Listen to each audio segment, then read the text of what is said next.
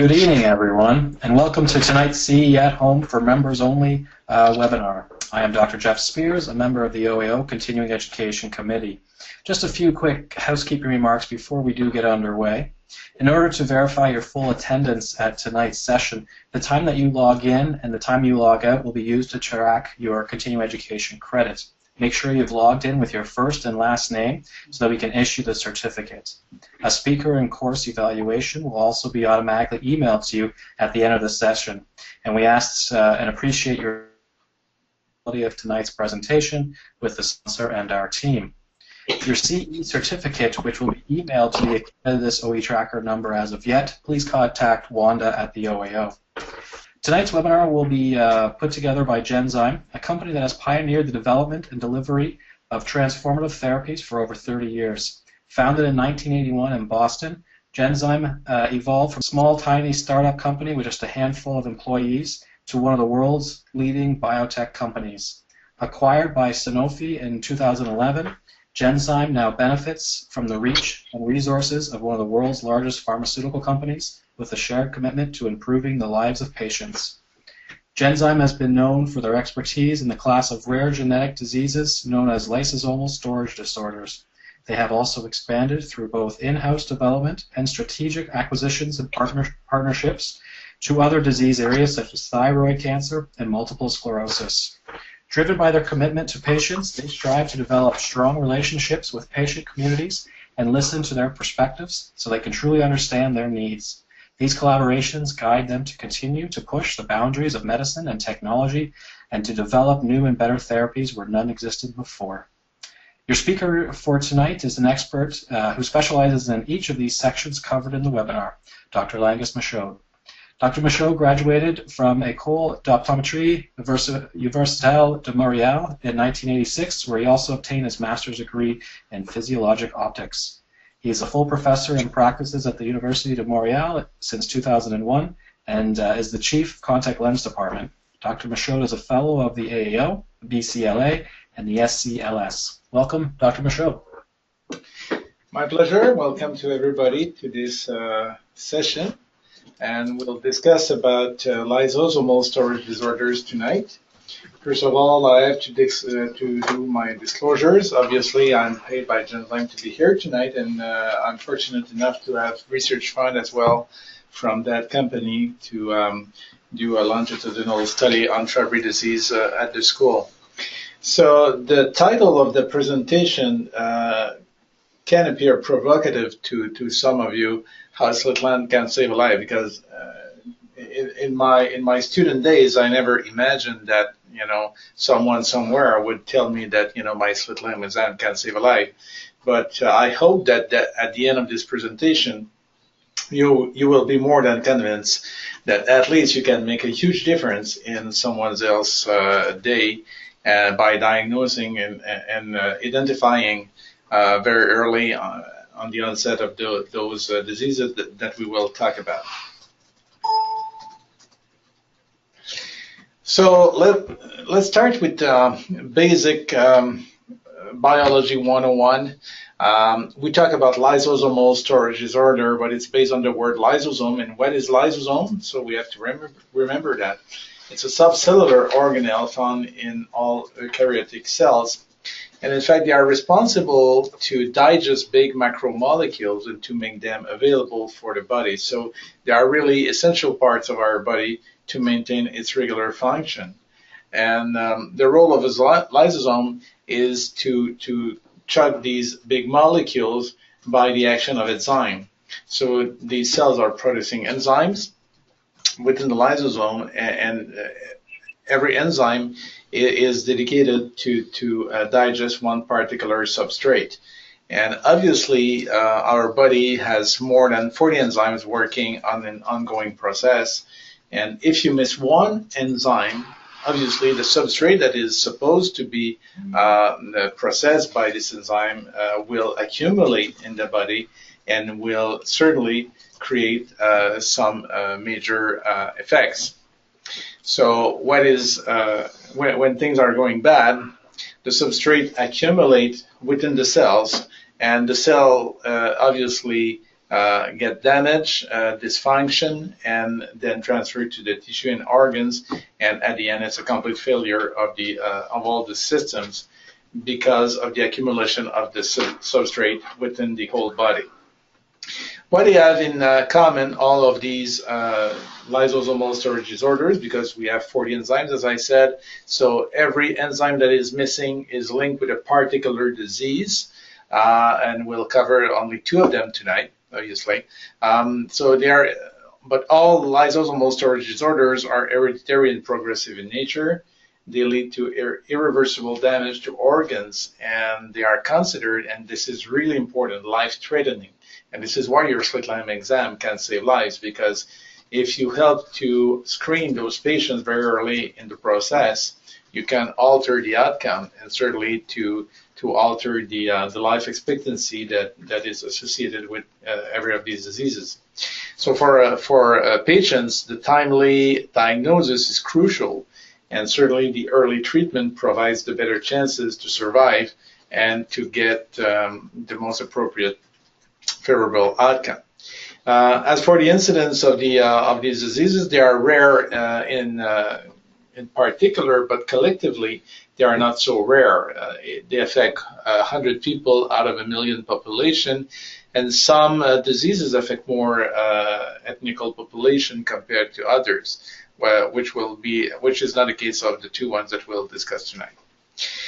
But as Lou Catania said, I don't know if you remember Lou Catania, he was one of the first guru that we got in optometry about primary care. He developed the SOAP method beginning of the 80s, and he talked about rare disease at a given point, and he said, if it's in your chair, it's not rare anymore. And certainly, in the last 5 years, I traveled through the country and to talk about the Fabry disease and the MPS 1.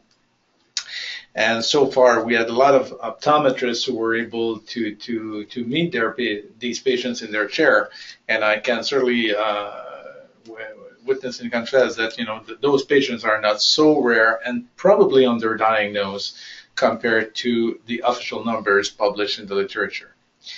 What is most interesting for us is not only the biology underneath those diseases, but most of them will get also ocular manifestations, and those manifestations are certainly among the first symptoms to occur. So very early in life of a patient, you can identify, at least for the MPS 1 and the Fabry disease we'll talk tonight, you can identify very early on the ocular manifestations. So the first take-home message here is do your slit lamp on every patient every time you meet them. In some circumstances, I don't say that it's the good way to do it, but your Friday afternoon, you see a young girl or young boy of 5 years old, you saw him, you saw her the year before, everything was normal, nothing really to report. It's really an annual exam with no issue. You're ready to start your weekend, and so, well, why not skipping this little lamb and do it later? Not really an option here, because from time to time changes are evolving, and you can see at a given point some symptoms and some signs that you didn't recognize the year before, or because you attended the seminar tonight, you are able to identify more signs related to those diseases. So you can play a crucial role and be the first to identify and refer a patient in the proper hands in order to be diagnosed and treated. So let's about the first disease that we will cover tonight, the mucopolysaccharidosis type 1, or the MPS 1. What is it in nature? It's lysosomal storage disorder for sure, but leading to accumulation of glycosaminoglycans because of a deficiency of alpha-L iduronidase enzyme activity in the body. So the alpha-L iduronidase is able habitually to break down the heparan sulfate and the dermatan sulfate, but with not having this enzyme in the body, those substrates accumulate and the glycosaminoglycans accumulate in the body as well. If you remember where we find the glycosaminoglycans, certainly the first thing that comes in mind is the cornea. It's really the core of the stromal layer of the cornea, and it represents probably 60 to 70% of the corneal content.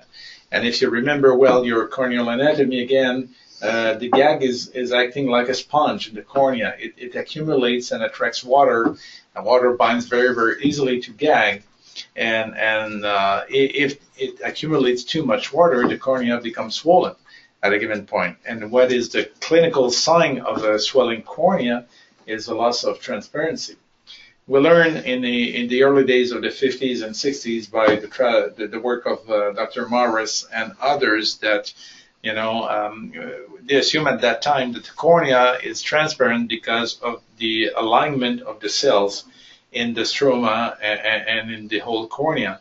Electronic microscopy revealed beginning of the 70s, 75, 80s that it's not the case. In fact, the transparency of the cornea is driven by the density of the material inside of the cornea, which is the same all across the board, meaning that from the limbal to the nasal side of the cornea, from superior to inferior cornea, if you take biopsy of that tissue, you'll find exactly the same amount of material per square millimeter in every location. So that perfect density of the material drives the interferences that provide the transparency of the cornea. So if you accumulate water in the cornea, and namely because of the gag is swollen by too much water, then you will alter the density of the material, and as a clinical consequence, you will lose the transparency of the cornea. So if you accumulate water, that's one thing, but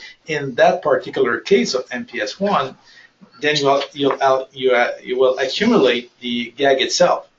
So the result is the same.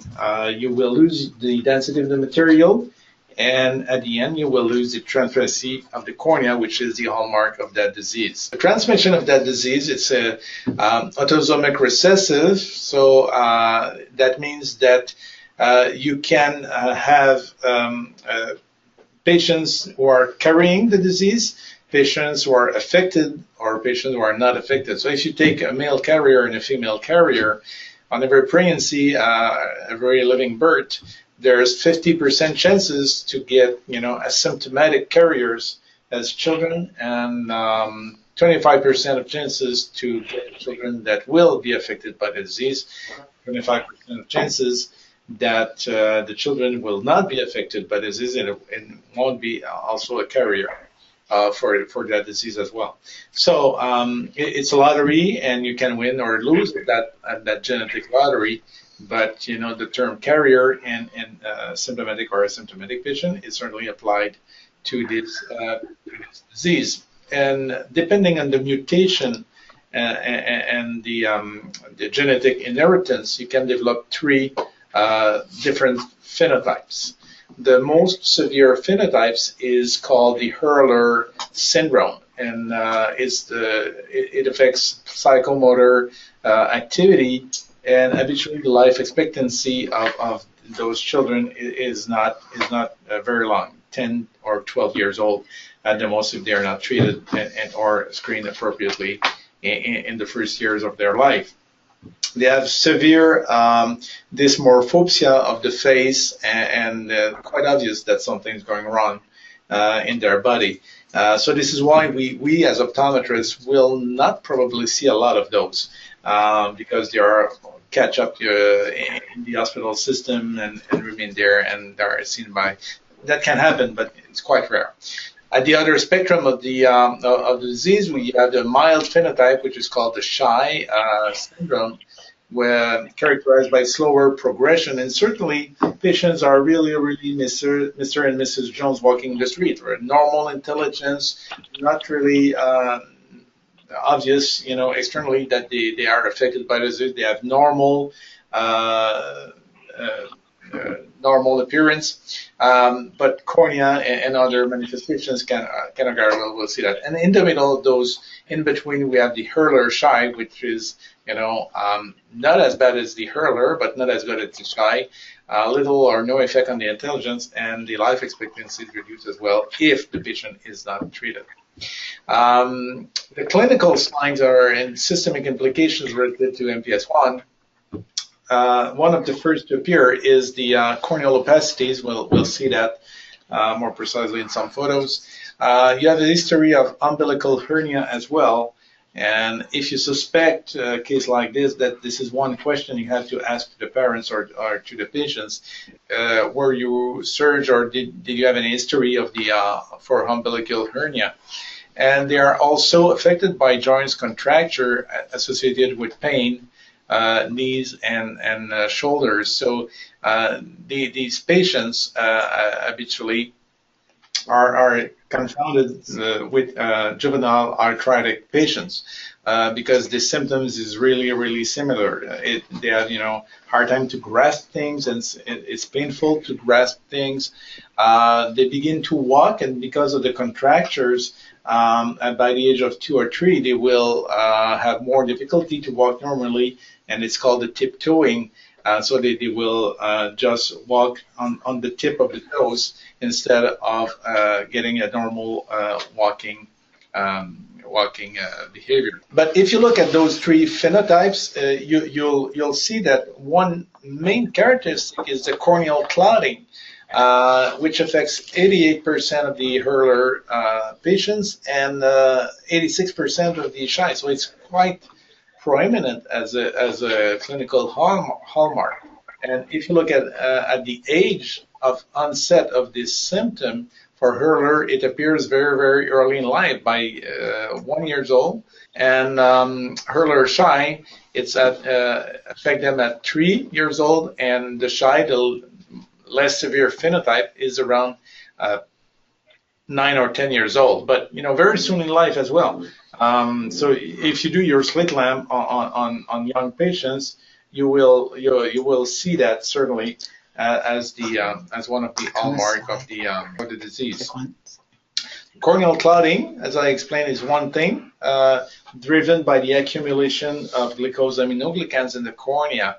You will find also gag surrounding the optic nerve, in the sheathing around the optic nerve. So if you accumulate gag over in that location, you will compress the optic nerve and you'll develop pressure, and clinically you'll see a papilledema. And as we all know, if you let the optic nerve under that chronic edema for a long time, you'll end up with an optic atrophy, and this is exactly what's going on here. You also have gag around the optic nerve at the choroid level, and you can develop retinal degeneration with time, with the accumulation of the glycosaminoglycans in that particular layer. So you see here the cornea that is affected. This is a patient of MPS, ages around 18 or 19 years old. So it starts at the periphery of the cornea, nasal, temporal, circumlimbal appearance, and then progress toward the center of the cornea. And at the beginning, it's fainted and certainly less pigments. It's whitish in appearance, grayish, and becomes more and more opaque with time because, again, substrates are accumulating at the stromal level. What is accumulating is the GAG, the glycosaminoglycans, and the glycosaminochroma. So the stroma becomes thicker and thicker, and then you have opacities that are more and more prominent. Obviously, population that is affected. So obviously, as the cornea becomes more and more opaque, the vision is altered thoroughly to the point that these patients will need a corneal graft. And we'll see that the graft is certainly not an easy one to perform in those cases. As I said, 88%, 84, 86%, so up to 80% of the patients, no matter what the phenotype is, are affected with a median onset between 1 and 9 years old. Corneal graft, you can perform full thickness or deep anterior lamellar keratoplasty, depending on the surgery, the surgeon, Both techniques can be applied, certainly, and the purpose is to replace the stroma. But obviously, if the disease is still there, you replace the cornea, but you don't treat the full disease in the patient. So obviously, if the patient is not, having the enzyme replacement therapy that is habitually given in those circumstances, the substrate, the gag, will continue to accumulate in the body, and years later, after the first corneal graft, then you'll see the cornea becoming opaque again, starting with a few clotting, and then evolving to a full clotting, up to a full coverage of the cornea. Chronic edema can occur. Obviously, that disease is also associated with peripheral neovascularization. These patients develop over time neovascular glaucoma, and we know that it's not easily treatable. And as for the surgery, it makes the corneal graft more complicated because of the presence of those vessels in the anterior chamber, and certainly on the risk of having complications after the surgery is way higher because of that glaucoma. The accumulation leads also to a thickening of the cornea. So if you measure the pressure of the eye, make sure to compensate for the pachymetry, because it can mislead you by diagnosis normal pressure instead of having abnormal pressure. Structural abnormalities are also seen in some of these patients. So if you want to dilate those patients, there's a potential for pupillary block. So be cautious if you use diagnostic drugs. It certainly is one thing that has to be checked out. Some cysts on the ciliary body, again, increasing the risk for secondary glaucoma. So it's not a healthy eye that you'll have in front of you. As for the posterior pole on the optic nerve, optic disc swelling occurs around 50% of the time, no matter what the phenotype is, and the optic atrophy affects up to 20% of the patients. The optic disc swelling is due mainly by a compression of the optic nerve by the glycosaminoglycans, and accumulation of GAD within the retinal ganglion will lead to the degeneration of the optic nerve and lead to optic atrophy as well. Here are some photos of the characteristic appearance of the optic disc swelling, the papilledema. But as a difference from intracranial pressure, you don't get hemorrhage around the optic nerve. There's no hemorrhage at all, but just the papilledema. And the optic atrophy is just like, a full-blown glaucoma optic nerve with whitish appearance, and obviously a loss of visual field due to that atrophy. On the choroid level, as I said, GAG can also be found, and you'll get accumulation of that GAG in the choroid, leading to retinal pigmentary degeneration. The patient may complain of night blindness and problems of peripheral vision. If the optic nerve is not atrophic, the central vision is not affected. The peripheral vision will be, and it's all due to the accumulation of heparan sulfate in the retina. So, in summary, if you have corneal clotting as a hallmark feature on the eye, with a history of joint contracture, so if you see that particular sign in a patient, ask if they complain about kind of arthritis, pain in the hands and feet, if they have difficulty to walk. But they will not present any kind of clinical inflammatory signs. They will tell you probably about umbilical hernias or surgery at that level. So if you have all of them or a few of them, at least think about MPS I, and it's important for those patients to be screened for genetic testing in order to identify the mutation and the lysosomal storage disorder. So that ends the presentation on MPS I. Now we have questions. It's not a pass or fail thing, it's just a matter of, raising your interest and it just to have some indication about your understanding of the first elements we just covered. So here's the first question. Which syndrome is associated with the most severe phenotype of MPS I disease? Is it A, Hurler, B, Shy, or C, Hurler-Shy? So let's let's begin to answer. 91% said Hurler, 4% Shy, 5% Hurler-Shy. So the right answer is Hurler. Yeah, the most severe phenotype is Hurler. At the end of the spectrum is Shy, and in the middle is Hurler-Shy. So you got it very well. So question 2, which among the following systemic symptoms is not part of MPS I manifestations? Is this joint contracture, umbilical hernia, or hypercholesterolemia? Yeah, that was an easy one. 99% got the hypercholesterolemia. Yeah, my students would like questions like this one. Very easy to answer. Third one, number 3, which layer of the cornea is affected by substrate accumulation in MPS I? Is GAG accumulating at the epithelial level, stromal level, or Descemet membrane? We reached 76% of attendees who voted. 94% of you are saying stroma, and this is the right answer. So GAG is contained within the stromal layer, so obviously it accumulates at the same level. So the stroma is mostly affected. So that's important to know, because if you do your optic section under slit lamp, then you can determine at what level the opacities are present.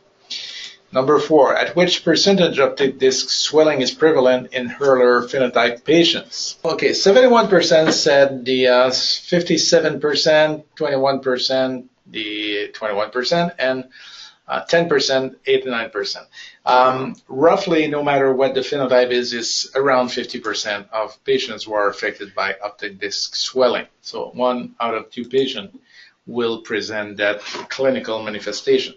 And the last one on this section, in MPS I, retinal degeneration is associated with all of the following symptoms, except which one? Night blindness, impaired peripheral vision, or reduced visual acuity.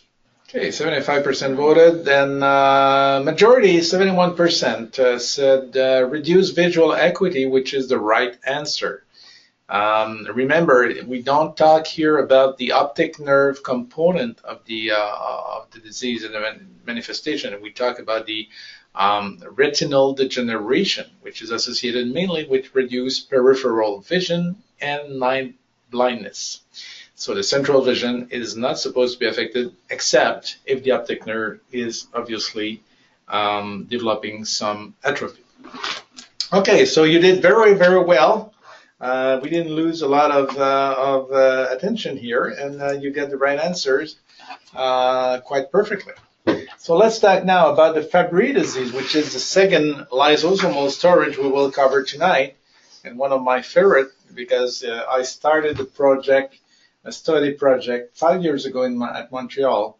By accident, I would say, a Genzyme rep met with one of the clinical instructors at the school in his private office, South Shore of St. Lawrence, South Shore of Montreal, and just bringing in pamphlet poster about Fabry disease, looking to give some education about the disease.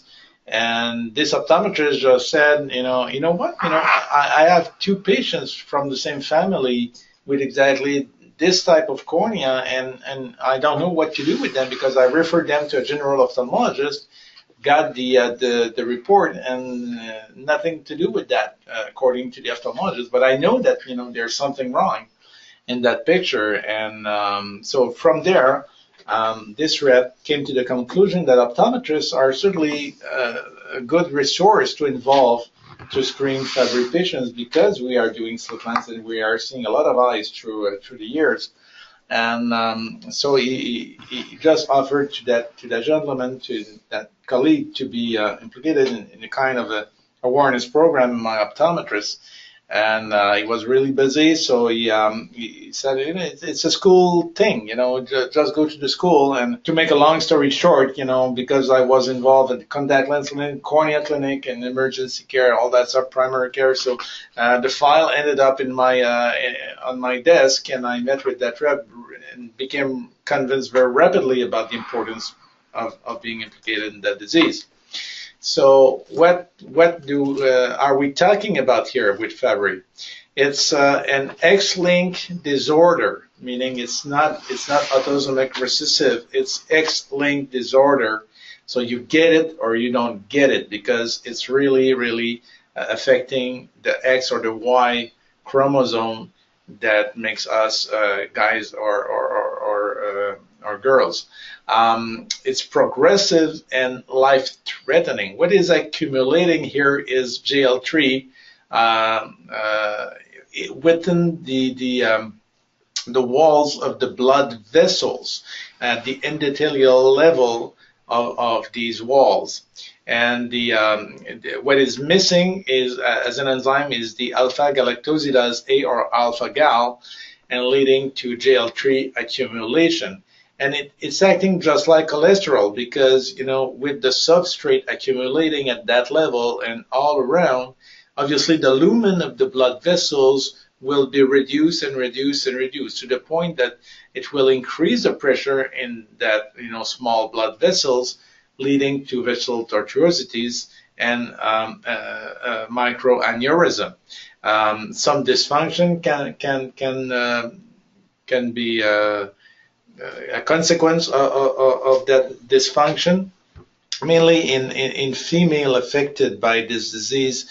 Energy, oxygen, glucose, all that sort of really crucial elements for our body to function with, have some difficulty to go through the blood vessels, and most of the females will present one symptom, that is, they are treated for depression, or they are having a loss of energy. They are considered, in Fabry patients in general will be considered, if not diagnosed, and if with people who are not aware about their disease, they can be considered as kind of lazy person, because they have not a lot of energy because of the disease, and it's partly due because the blood vessels are not functioning properly because of this accumulation. So X-linked disorder, no carrier. If you look at the literature in the past, they talked about carrier. They consider women as carrier of the disease, but it's not the case anymore. We know that it's an X-linked disorder.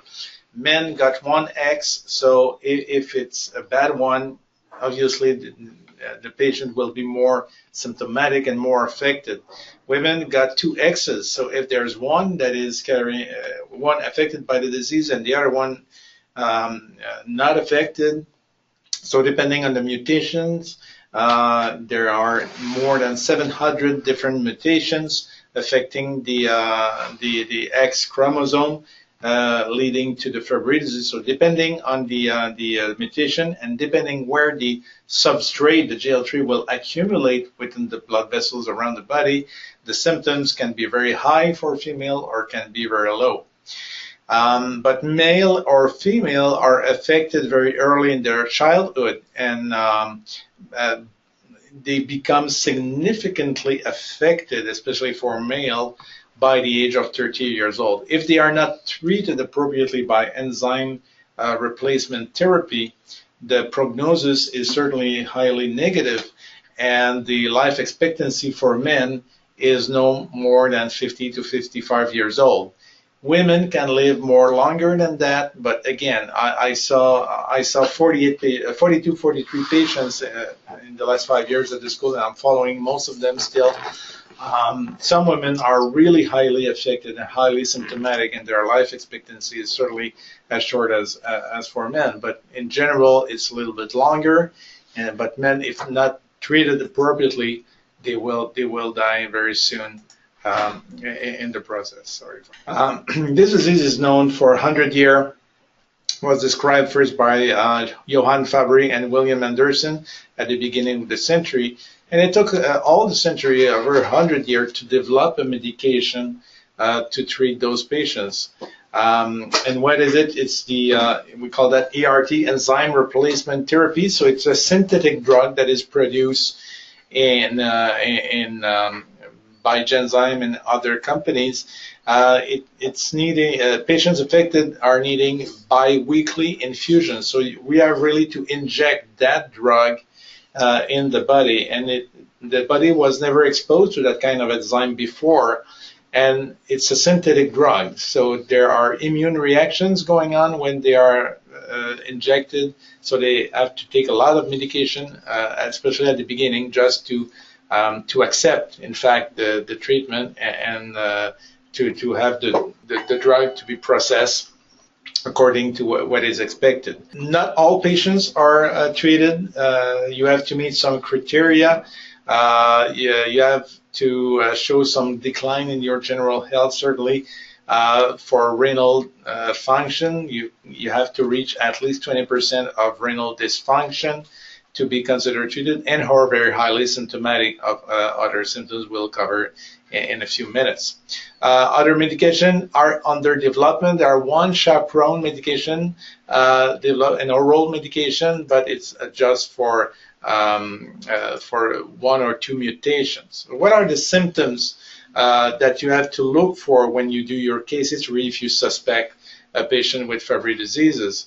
Very early in life, corneal opacification, not opacification, but pigmentations and lenticular opacification occurs, and you can see that by the age of 4 to 5 years old. So very, very important to do your slit lamp on every patient. Acroparesthesia is pain in the hand and the feet. Every time you walk, every step you walk, when you try to grab something, it's very difficult again, and it's coming in crisis. It can last up to 2 hours in a row, and then you're okay.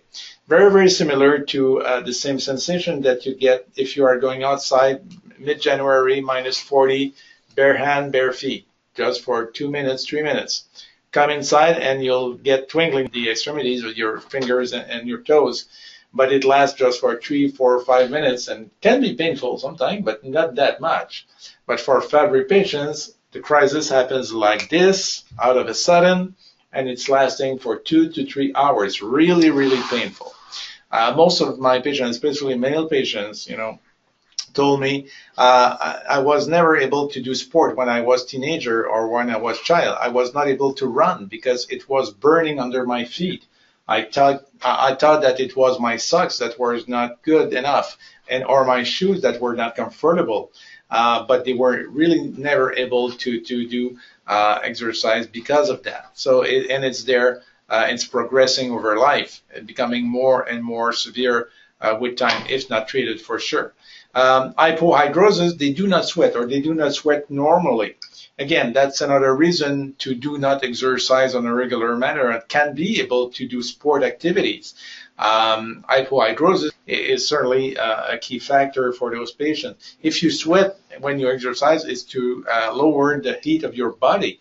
So if you do not sweat, if your sweating is not normal, then your body will become hot, and it won't be comfortable. So you can't really do sport and exercise. Heat and cold intolerance, there's no real weather outside, inside that are comfortable with. +40, +30, -20. It's really, really, increasing their symptoms and their discomfort as well. And as a child, they will never complain out of that because they already felt the same way.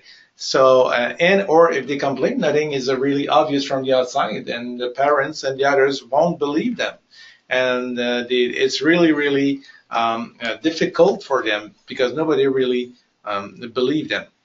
Later on, in adolescence and adulthood, gastrointestinal manifestation occurs Debilitating diarrhea, crisis in the area. I will show you some photos of a patient recently identified by an optometrist, and her symptoms, her main symptoms, she is 6 years old. Her main symptoms was to wake up in the middle of the night a few times around the year with severe diarrhea lasting for 2 hours. And then it was back to normal thereafter. Nobody was able to explain, but it's a classic symptom of Fabry diseases as well. They will develop angiokeratomas, like small blood dots in the bathing suit area here in the lower trunk. And it's really, really obvious. Can be elsewhere in the body, but could be multiple, and sometimes it's kind of embarrassing to explain that it's there and not contagious, all that stuff. And certainly, they have to explain sometimes what you don't know. It's very, very difficult. And some patients told me things that I don't have time to go through, but it was an embarrassing situation for them. Late adolescence, beginning of adulthood, renal dysfunction occurs. If you have a patient complaining or telling you that the creatinine level is high, because when we ask, how is your general health? Oh, good, but just one thing my doc said, my creatinine is high. It's a sign of renal dysfunction and can be linked with Fabry disease. So look at the cornea very, very carefully on those individuals. Tinnitus, hearing loss. Most male, if they survive an offline, will end up with loss, severe loss of hearing. They will need some referrals to go through that. They will get also transient ischemic attacks or strokes, and they will die from them, or they will be highly affected by them. Cardiac involvement, most in female patients, but male also can be affected, but most in females. Left ventricular hypertrophy can be underdiagnosed or not diagnosed at all. I had several patients who were diagnosed with Crohn's disease because of this manifestation here, but it was not Crohn, it was Fabry, in fact. Some patients got cardiac follow-up with their cardiologist for many years without, having a clue about Fabry disease. Same thing for renal involvement. Some patients end up in dialysis, and nobody knows really why at 30, 35 years old. And nobody pay attention to Fabry because it's a rare disease, and it's not that obvious. This is the girl I just mentioned. She was referred to me a very few weeks ago, and she was just confirmed last week from her DNA testing. So look at the right eye and the left eye. Look at the typical verticulata already in place, already well developed. So the first thing to note is that nothing is similar between the two eyes. So if you have pigmentation and corneas similar from the right to the left eye, fair chances that it's not Fabry. But in Fabry patients, the right eye never mirrored the left eye. It's completely different. Habitually, it starts with the vortex, lower third of the cornea, very in the mid-periphery between the pupil and the limbus here, right up here. So the vortex kind of round pigmentation, just like if you see a hurricane from the sky. Okay, pigmentation, brownish pigmentation. Then it's spreading like a cat mustache on the horizontal line, like this and like this. We'll see more obvious photos later on, but at 6 years old, she already got that here. And then vertical haze can be pigmentation, but habitually here we have both. We have some pigmentation, but also grayish loss of transparency.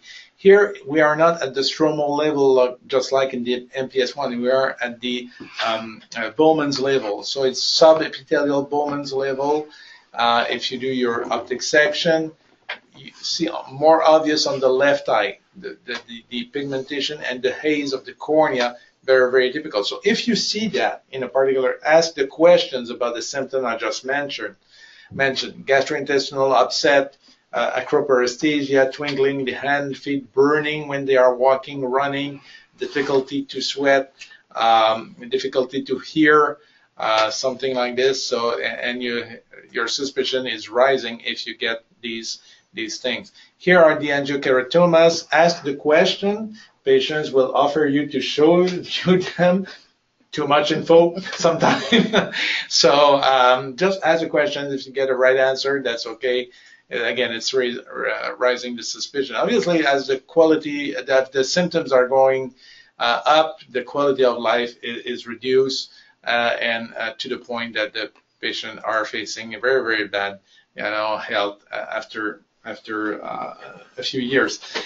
Very important to screen them in a timely manner because it will derive the treatment as soon as they are enoughly symptomatic to get it, and it makes a lot of difference. Most of these patients were or not diagnosed or misdiagnosed for other diseases, and it takes habitually 13 doctors and 7 years to be diagnosed. One of the first patients I recruited in my study, it was because of a colleague again working in South Shore of St. Lawrence, again in that particular part of Montreal.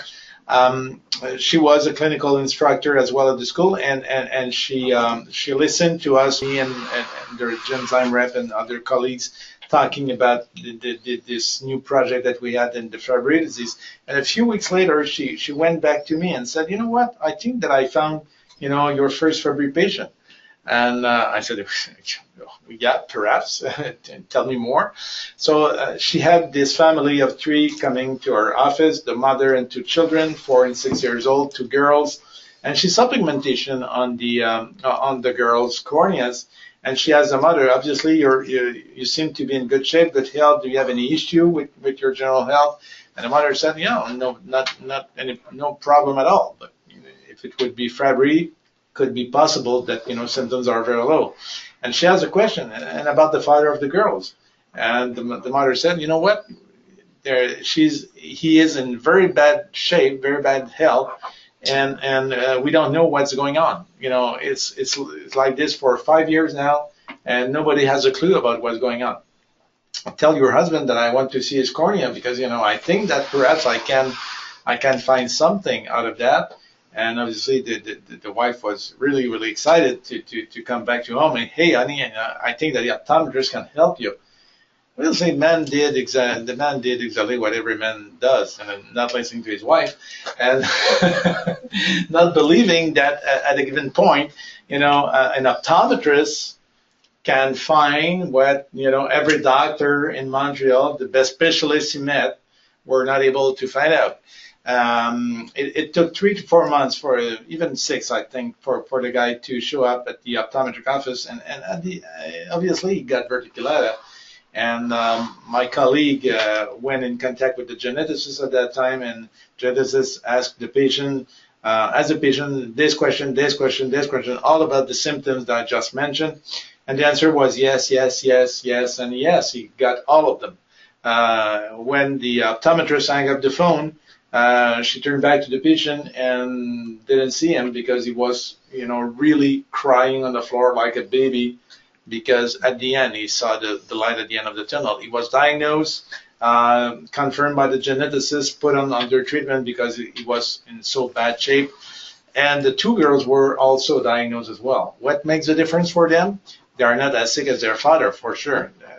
But from the early age, they know that they have the disease, and they will be followed appropriately by the geneticists and by other doctors. Every time they will have a symptom, systemic symptom, they will be able to tell, hey, think about Fabry. It could be a manifestation of Fabry disease, and they won't be lost in the system, as most of my 42 patients I met over the years told me that they were lost. So corneal verticillata, we just saw one, is the hallmark of the disease, as corneal clouding was for MPS I. They will also develop anterior and posterior cataract. We'll see that.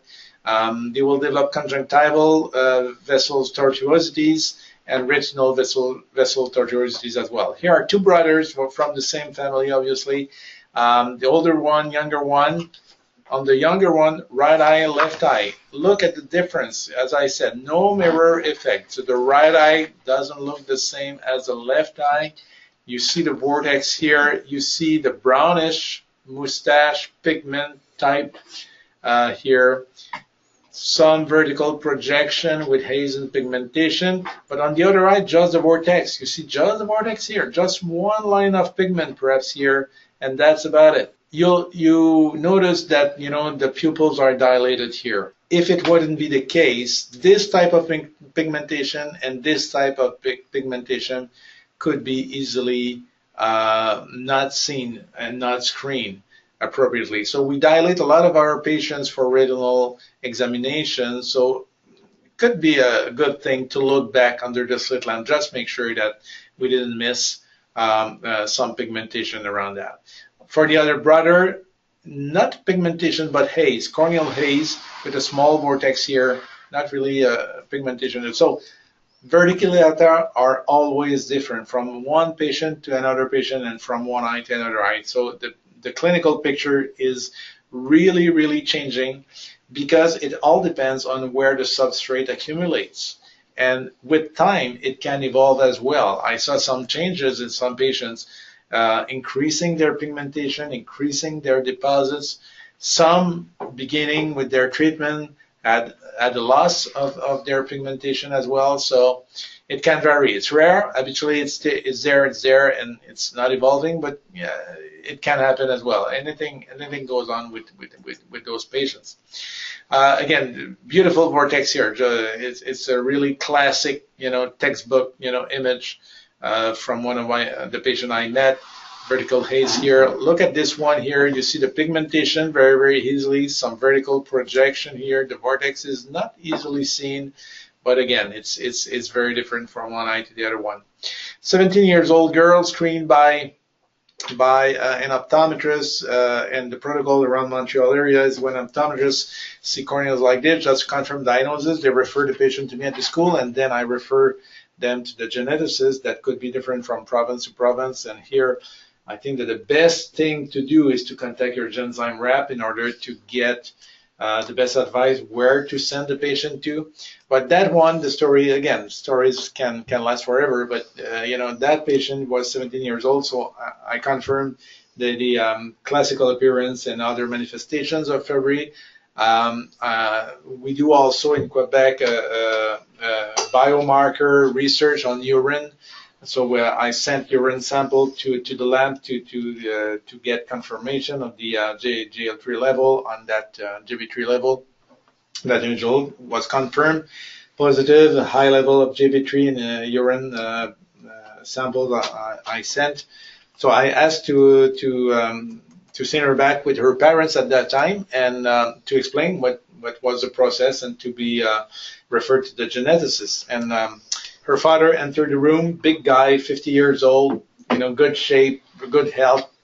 So nothing to do with Fabry. So I looked cornea, nothing to do. And so I just said to the mother, I had to look to your cornea. And she looked at me anxiously, but, looked very suspiciously as well.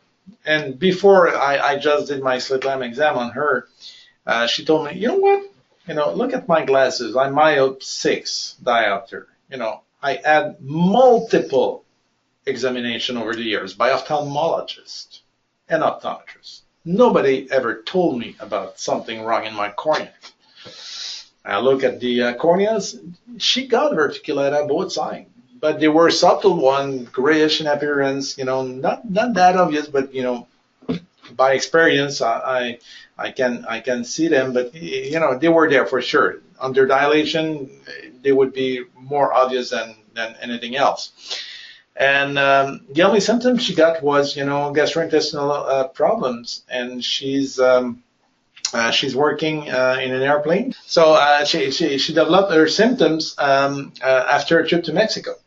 So she just thought, that she catch the disease over there, and she kept it and was stuck with that since then.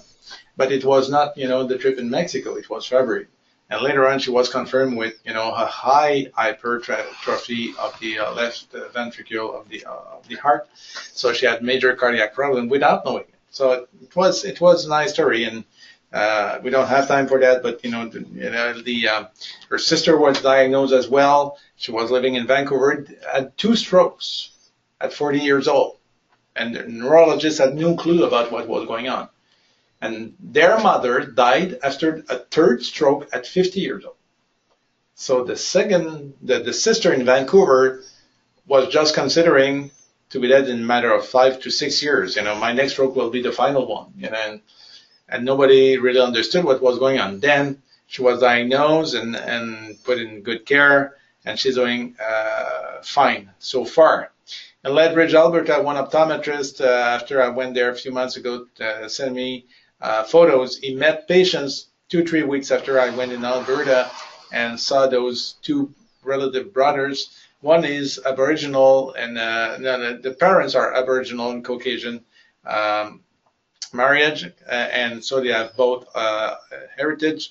And there's another Aboriginal patient from Manitoba who was recently also diagnosed. But look at the verticulata here, vortex, pigmentations, quite typical. The other eye, almost nothing. So again, it's exactly, as I said, no mirror effect on both sides. Pigmentation can be mimicked by uptake of medication. Amiodarone is the one that comes in mind. Chloroquine as well. After a few months, few years, few weeks of uptake of those medications, you can develop, pigmentation. But at that time, first of all, your case history will reveal that you have, this drug uptake, and the drug list will be provided by the patient, and or the clinical appearance won't be exactly the same. You'll get a mirror effect, and you'll get exactly the same appearance on both eyes. So that will tell you that it's not Fabry as well. Cataracts, I'm going a little bit faster here because we know we are running out of time. Anterior and posterior cataract, just like subcapsular posterior cataract induced by oral cortisone. Grayish, granular in appearance at the subcapsular level, and anteriorly you'll develop kind of a piece of whitish, parts here, just like a piece of a pie, here like this, and here like this. So you have all around the sub-anterior capsular space, developing opacities here. Again, under dilation, it's way easier to assess that. With no dilation, it can be difficult.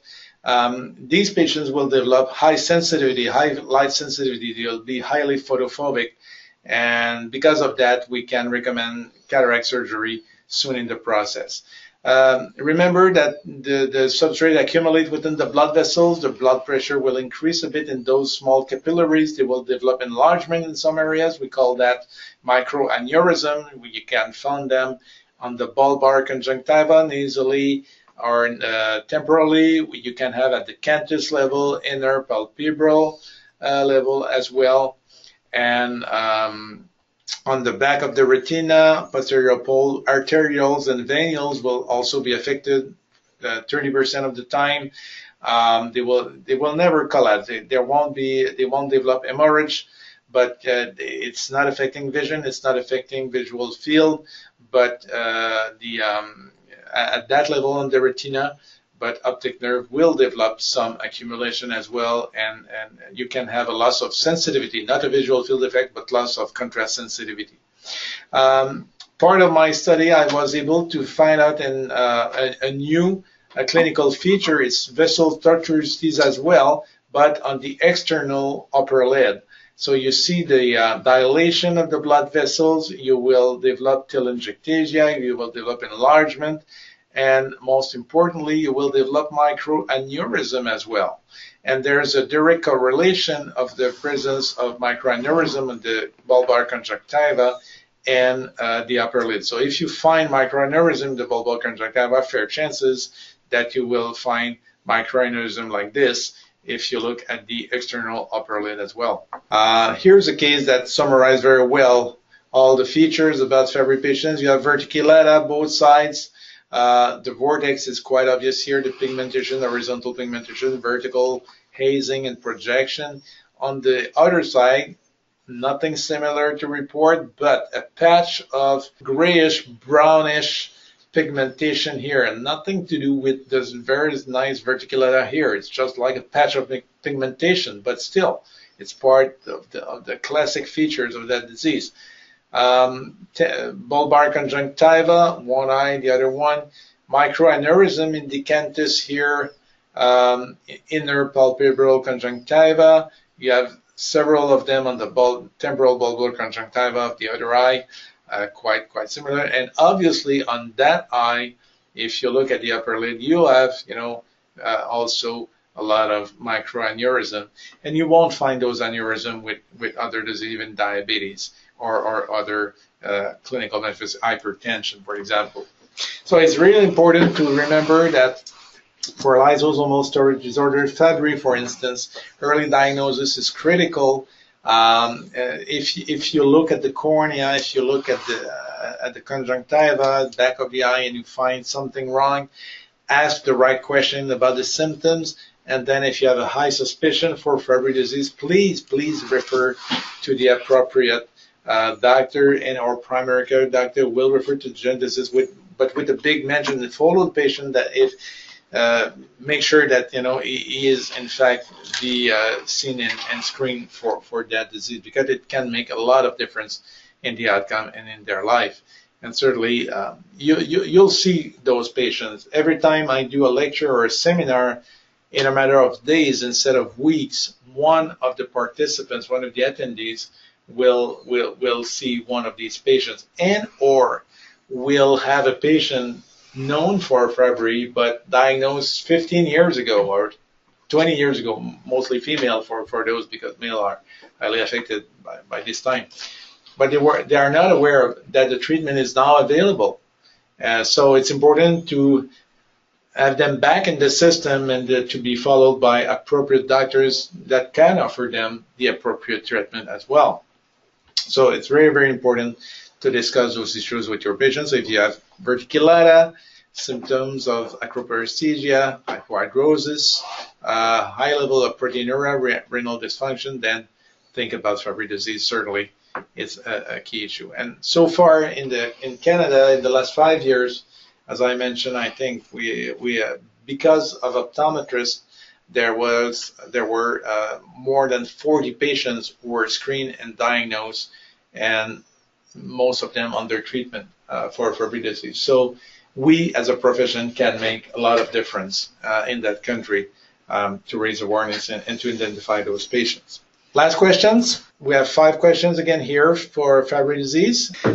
Which mode is describing the transmission of Fabry disease? Are we talking about sexually transmitted disease, autosomal dominant disease, or X-linked? 99% of you just got the right answer, X-linked disorder. Okay, second question.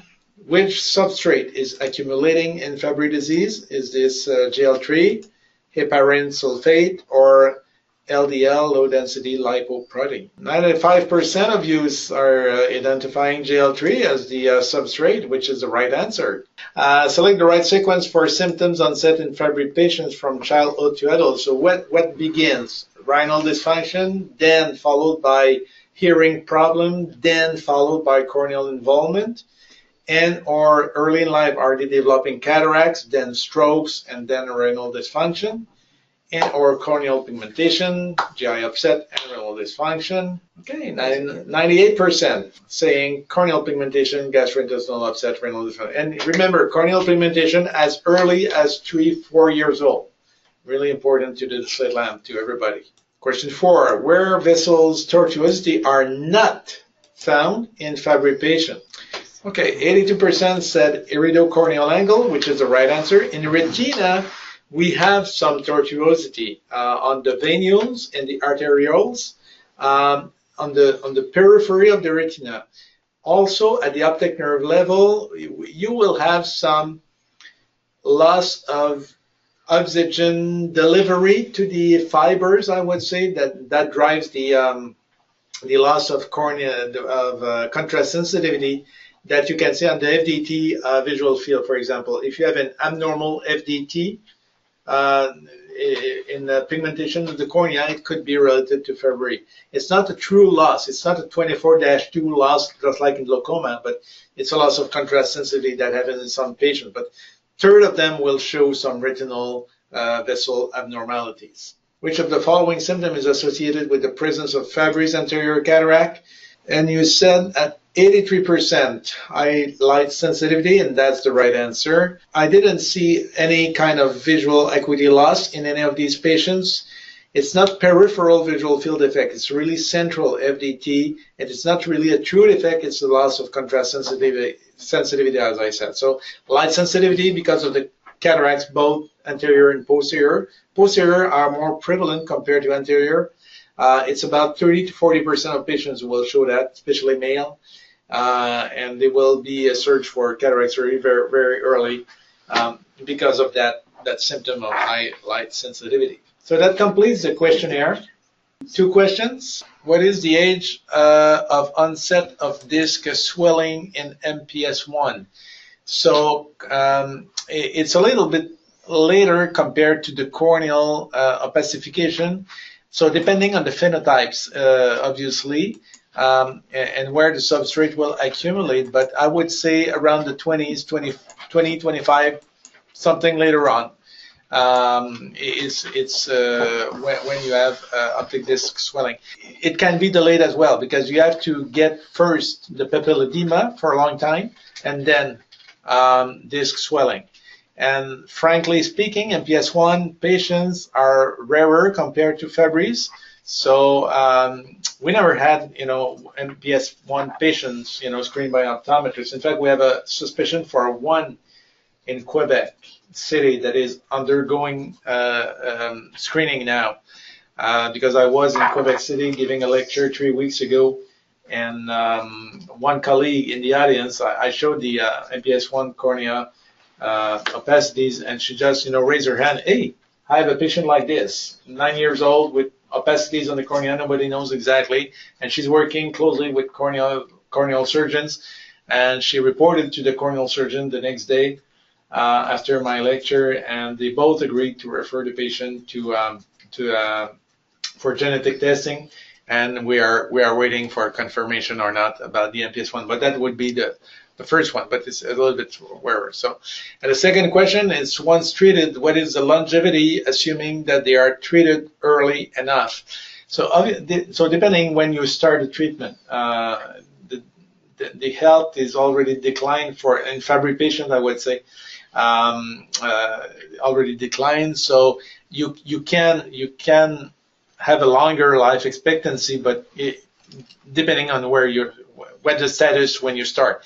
In MPS 1, the Genzyme rep told me early on today there was a report recently published about 2 siblings, one sister who presented with severe symptoms, severe phenotype of MPS. She was a Hurler patient. Obviously, she was diagnosed, and they screened their brother before the age of 1, and he received enzyme therapy right up front before her first birthday. And nowadays, 5 or 6 years later, he's developing like a normal child because the treatment was applied in very, very early. And her sister is highly affected. She's treated as well, but what's in the body, what is accumulated in the body, is still remain there, and obviously, the disease progressed a lot before treatment took place. So depending on what's your status when you receive the treatment, then it affects or not your life expectancy and the outcome. Can you have corneal manifestations without any other symptoms? Yes.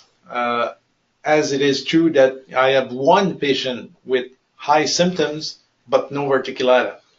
There's one cardiac involvement manifestation, a subtype of Fabry patient who will never develop corneal pigmentation. And I had patients with corneal pigmentation with almost no other symptoms, but they are mostly females. For male, you'll get, the full spectrum.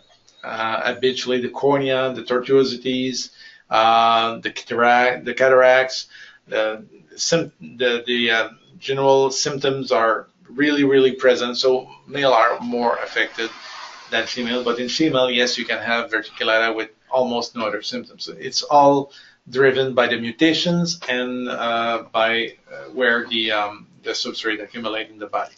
So that completes the questions that we have. I really thank you for your attention. And if you have other questions, my email can be found at University of Montreal, but it's my name, langis.pichot@umontreal.ca. Please share with me your experience with your potential Fabry patients, and contact your Genzyme rep if you ever have a suspicion about a patient, and the rep will drive you certainly in the appropriate hands to have your patient seen and to make the right diagnosis for them and to help them. Thank you very much. Have a good evening. Thanks to all who attended this evening. Thanks once again to the Genzyme group, as well as Dr. Michaud for the very informative lecture.